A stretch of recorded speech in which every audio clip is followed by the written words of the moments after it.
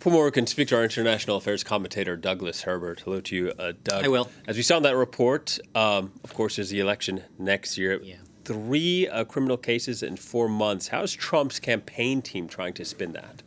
Well, first of all, how is Trump trying to spin that? Trump has basically seized on these indictments. They're, in a sense, jet fuel to his campaign. He is trying to turn the indictments against him into an argument for regaining the White House. And how is he doing that? The broad narrative hasn't really changed with Donald Trump, that he is the victim, the unique victim of the largest political witch hunt ever, that he is the victim of political persecution by the very same forces, i.e. the Biden administration and the evil satanic Democrats, who unfairly and unjustly denied him a second term in office. They are now out to get him to deny his run for re-election here. We know that there are mountains, towering infernos of evidence debunking Donald Trump's false claims. Let me actually use a different term. False claims, lies, the big lie, that the election was stolen from him.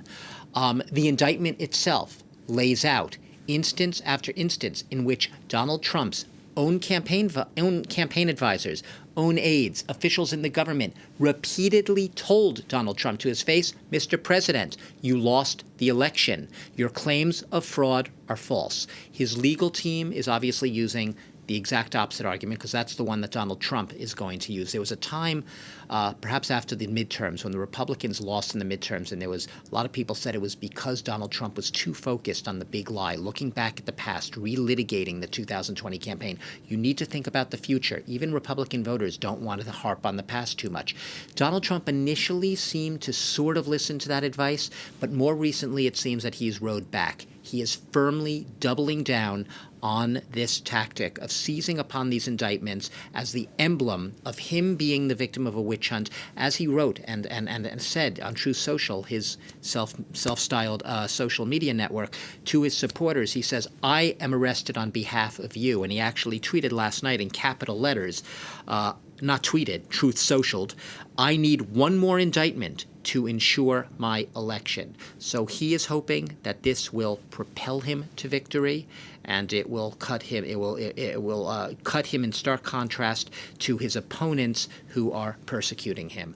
Let's see if it works as a campaign tactic. Among his base, it certainly is working. The next hearing has been set for August 28th. Why are the prosecution and the defense at odds over the timeline for how this case should be carried out? Because one side, Jack Smith, the special counsel, wants a speedy trial.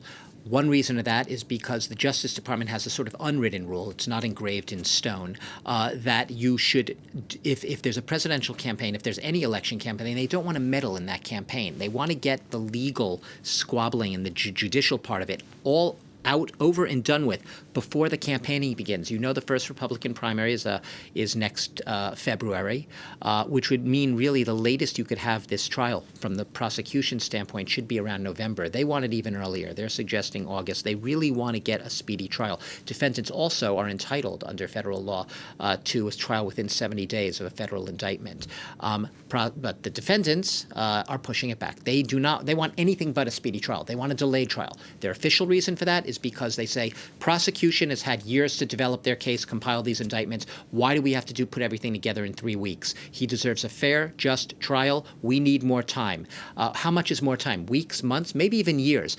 The skeptics would say, a lot of legal experts looking at this say, what the defense really wants is to push this back, punt the ball down the road till after the November 2024 election. Why? Because if Donald Trump is then elected president, he presumably could either A, pardon himself, could be constitutionally challenged, could go up to the Supreme Court, but could do it, and also dismantle the indictments because he would be in control of the Justice Department, which oversees the prosecution.